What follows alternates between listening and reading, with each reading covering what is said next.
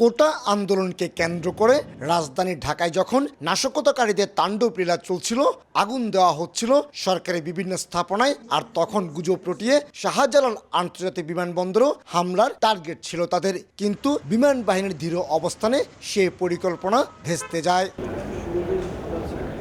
শুধু ঢাকা নয়, চট্টগ্রাম সহ অন্যান্য বিমানবন্দরও আক্রান্ত হওয়ার শঙ্কা ছিল। এই অবস্থায় সদস্যদের মনোবল চাঙ্গা রাখতে বিমানবন্দর পরিদর্শন করছেন বিমান বাহিনী প্রধান air chief marshal Hasan Mahmud Khan. রোববার সকালে চট্টগ্রাম শাহ আমানত বিমানবন্দরে গিয়ে নিরাপত্তায় নিয়োজিত সবার সঙ্গে কথা বলেন তিনি। দেশের যে পরিস্থিতি হয়েছিল সেই পরিস্থিতি মোকাবেলার জন্য দ্রুততম সময়ের মধ্যে আমরা বিভিন্ন বিমানবন্দরে আমাদের লোকজন পাঠিয়েছিলাম। সিকিউরিটি সিচুয়েশন অনেকটাই নিয়ন্ত্রণে চলে এসছে।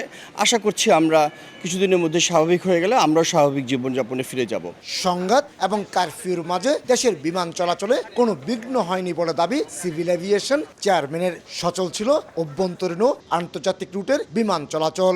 দেশের উদ্বুদ্ধ পরিস্থিতিতে নিরাপত্তা ব্যবস্থা জোরদার করার জন্য বিমান বাহিনীকে সরকারের নির্দেশক্রমেই বিমান বাহিনী সেখানে মোতায়েন হয়। অলরেডি ওনারা স্টাডি করেছেন কোন কোন জায়গায় থ্রেট আছে, ভালনারেবিলিটি আছে এবং অ্যাকর্ডিংলি ওনারা ডিপ্লয় করেছেন। নাশকতা প্রতিরোধে ঢাকা, চট্টগ্রাম, কক্সবাজার এবং যশোর বিমানবন্দরের নিরাপত্তায় সার্বক্ষণিক মোতায়েন রয়েছে বিমান বাহিনীর একাধিক বিশেষ টিম।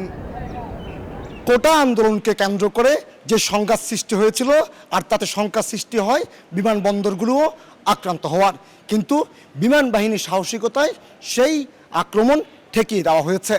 এমনকি আগামীতেও কোনো আক্রমণ আসলে সেটিও প্রতিহত করা হবে, এমনটি ঘোষণা দিয়েছেন বিমান বাহিনী প্রধান। চট্টগ্রাম শাহ আমানত বিমানবন্দর থেকে কমল দে, সময় সংবাদ।